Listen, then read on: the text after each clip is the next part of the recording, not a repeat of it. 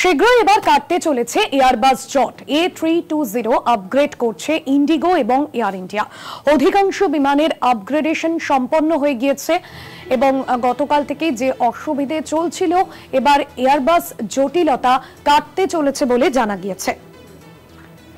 200 A320 upgrade করে ফেলেছে Indigo.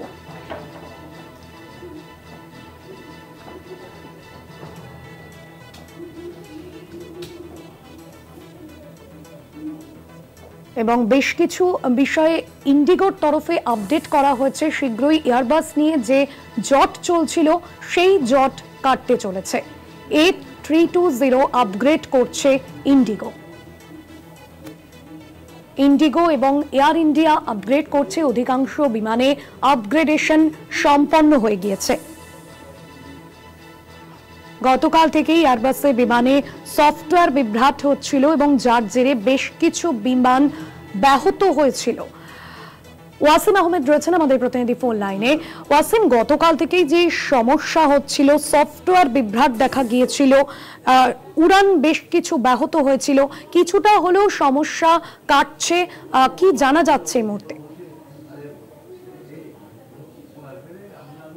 বিমান সংস্থা এয়ারবাসের একটা জারি করা হয়েছিল বিজ্ঞপ্তি, যেখানে বলা হয়েছিল যে একটা অ্যালার্ট জারি করেছিল এয়ারবাসের A320 যে সৌর বিকিরণের প্রভাব কিন্তু পড়তে পারে বিমানের সমস্ত কন্ট্রোল সিস্টেমে।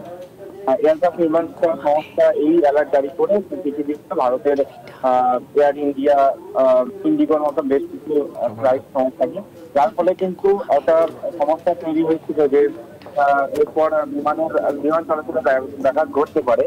কিন্তু এয়ারবাসের তৈরি A320 বিমানের আপগ্রেডের কাজ করেছে ইন্ডিগো, এমনটাই কিন্তু টুইটের মাধ্যমে অর্থাৎ এক্স হ্যান্ডেলে কিন্তু জানিয়েছিল উড়ান সংস্থা। ইন্ডিগোর কাছে A320 মডেলের প্রায় 200টি এয়ারক্রাফট ছিল। সেই সমস্ত এয়ারক্রাফটের সমস্ত আপডেটের কাজ পেয়ে গেছে, কিন্তু আপডেটের কাজ শেষ হলেও সেফটি থেকে কাজ এখনো করা হচ্ছে বলে করা হচ্ছে, এমনটাই জানিয়েছে ইন্ডিগো সংস্থা। কিন্তু তার কারণে কোনো ফ্লাইট কিন্তু বাতিল হয়নি। ইন্ডিগোর পাশাপাশি এয়ার ইন্ডিয়া এক্সপ্রেসও কিন্তু দুটো আপডেটে কাজ চালাচ্ছে বলে কিন্তু তারা জানিয়েছে। বিশেষ এই দুই সংস্থার কাছে এয়ারবাসের যে সমস্ত বিমান রয়েছে তার 90% আপডেট কাজ সম্পন্ন হয়েছে। ওয়াসিম, সৌর বিকিরণের প্রভাবে বেশ কিছু বিমানের যে কন্ট্রোল সিস্টেমে প্রবলেম হয়েছিল এবং যে আশঙ্কা করা হয়েছিল, যার জন্য বেশ কিছু A320 যে বিমানগুলি সেগুলোর মডিফিকেশনের কথাও বলা হয়েছিল, সেই কাজও কোন পর্যায়ে দাঁড়িয়ে? দেখো, সেই কাজে সৌর বিকিরণের বিভিন্ন যে অ্যালার্ট জারি করছিল সেই সফটওয়্যারের আপডেটের কাজ চলছে এবং সেই কাজই কিন্তু প্রায় 90% সম্পূর্ণ হয়ে গেছে বলে জানিয়েছে বিমান সংস্থাগুলি। একদমই, ধন্যবাদ জানাবো তোমাকে।